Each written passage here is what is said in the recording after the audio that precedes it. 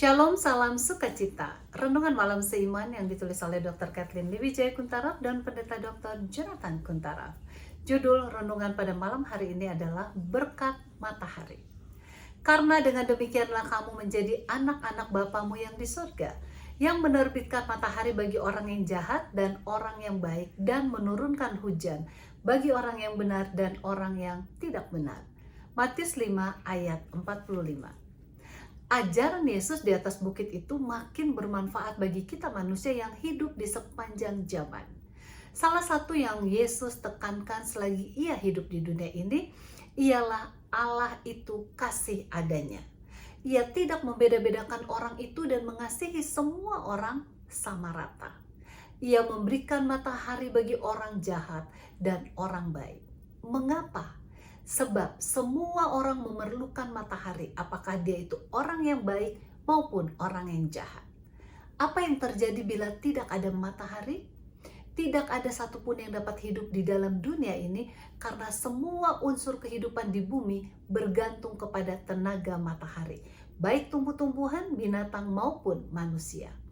Matahari diperlukan untuk mengubah karbon dioksida menjadi oksigen melalui fotosintesis dari tumbuh-tumbuhan, algae, dan bakteri. Dalam proses ini, tumbuh-tumbuhan mengisap air dari dalam tanah. Karbon dioksida dari udara dengan adanya klorofil dan kehadiran sinar matahari akan dapat diubahkan menghasilkan glukosa, air, dan oksigen. Matahari juga diperlukan untuk mengubah air dan mineral menjadi zat organik, vitamin, protein, karbohidrat, dan lemak, sehingga kita dapat menikmati makanan yang sehat. Jadi dapat dikatakan bahwa seluruh kehidupan di dunia akan mati bila mana tidak ada sinar matahari. Meryl May, ketua jurusan ilmu jiwa dari Weber State University, menceritakan pengalamannya yang dialaminya sehubungan dengan pentingnya sinar matahari dalam kehidupannya.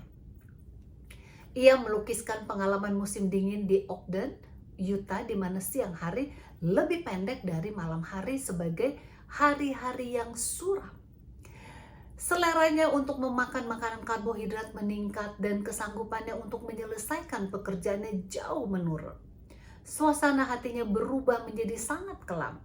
Ia merasa keadaan kehidupannya itu berbeda dari biasanya, di mana ia mudah tersinggung sampai ia mengatakan, bila mana ada saja sedikit provokasi, saya menjadi marah dengan sangat berlebih-lebihan. Lebih lanjut lagi, beliau menjelaskan bahwa mahasiswa dan mahasiswinya berkata bahwa bila telah tiba bulan Februari, ia sudah tidak disenangi oleh siapapun dan tidak ada satu orang pun yang tahan hidup dekatnya. Meryl May merasa sangat putus asa dan ia langsung pergi ke pegunungan untuk main ski di sana tanpa adanya awan-awan yang menghalangi penyinaran matahari. Setelah 1-2 jam main ski, perasaan mau marahnya menghilang. Semula dia pikir perubahan sikapnya karena adanya perubahan panorama.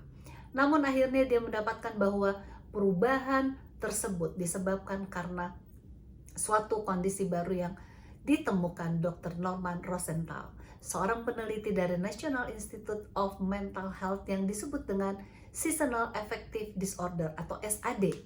Ini adalah suatu pola depresi yang ditandai dengan kehilangan energi, perubahan nafsu makan, kecenderungan untuk mau tidur lebih lama, kesulitan untuk konsentrasi, dan lekas marah. Semuanya akibat dari kekurangan penyinaran matahari. Kita bersyukur bahwa sinar matahari adalah sungguh suatu berkat yang diberikan Tuhan untuk kita semua. Oleh sebab itu, marilah kita nikmati berkat Tuhan yang luar biasa kepada kita semua sambil mengucap syukur kepadanya. Tuhan Yesus memberkati.